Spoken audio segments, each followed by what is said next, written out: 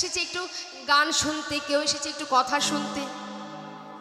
বাবা এই যে আমরা এখানে অনেক দূর দূরান্ত থেকে ভক্তরা এসছে, তাদেরও তো সংসার আছে, তারাও তো সংসার ফেলে এসেছে গোবিন্দ সেবা দেবে বলে। এই যে আপনারা শ্রবণ করছেন, এটাও কিন্তু একটা সেবা, এটাও কিন্তু একটা সেবা। শ্রবণং মঙ্গলম, আপনারা শ্রবণ করছেন, ভগবানের নাম শুনছেন, এটাও একটা ভগবানের সেবা। তা আপনারা যে দূর দূরান্ত থেকে এসেছেন সংসার ফেলে, এই এলাকার সবাই একটু দেখুন, একটু যেয়ে দেখুন, ঘরে ঘরে সবাই ঘুমাচ্ছে। কেন ঘুমাচ্ছে? ঘুমালে শরীর ভালো থাকবে, তাই না? সবাই যদি এখানে আসতো তাহলে এই জায়গায় কিন্তু জায়গা দিতে পারতো না, তাই না? সবাই ঘুমাচ্ছে কেন? ওমা আপনারা সিরিয়াল দেখেন?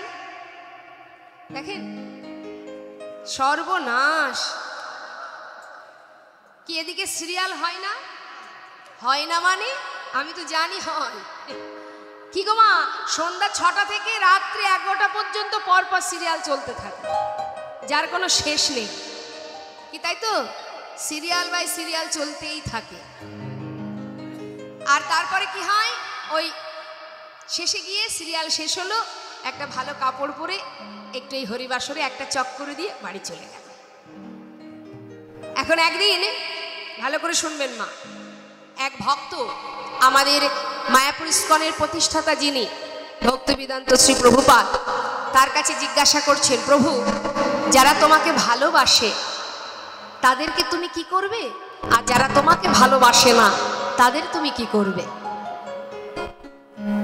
তখন ভগবান প্রভুপাদ তিনি দৃষ্টান্ত স্বরূপ বোঝাচ্ছে, বলছে শোনো ওমা, একটু মন দিয়ে শুনবেন। বলছে বিড়াল দেখেছো? বিড়াল যখন কোনো ইঁদুর পায়, দূর থেকে ইঁদুরটাকে শিকার করবার জন্য এক দৃষ্টিতে ইঁদুরের দিকে তাকিয়ে থাকে, তাই না মা? কতক্ষণে ইঁদুরটাকে সে ধরবে, কোনো কিছু কোনো দিকে না তাকিয়ে তার লক্ষ্য থাকে ইঁদুরের দিকে, কতক্ষণে তাকে ধরবে।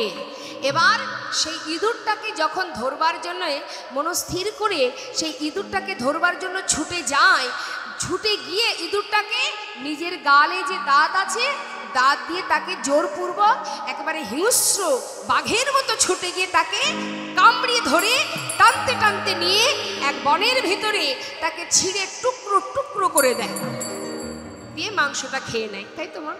বাবা তাহলে সেই বিড়াল যখন তার নিজের সন্তানকে এক স্থান থেকে অন্য স্থানে নিয়ে যায়, সেই একই দাঁতটা তো আর পাল্টায় না, একই দাঁত দিয়ে, যে দাঁত দিয়ে একটা ইঁদুরকে ধরবা মাত্র সর্ব অঙ্গ থেকে রক্ত বাহির হতে লাগলো, তাকে কেটে ছিঁড়ে টুকরো করে মাংসগুলো খেয়ে নিল, সেই দাঁত দিয়েই কিন্তু তার সন্তানকে এমন ভাবে ধরে যে এতটুকু আঘাত লাগে না। তাই গৌরী হরি বল, হরি বল।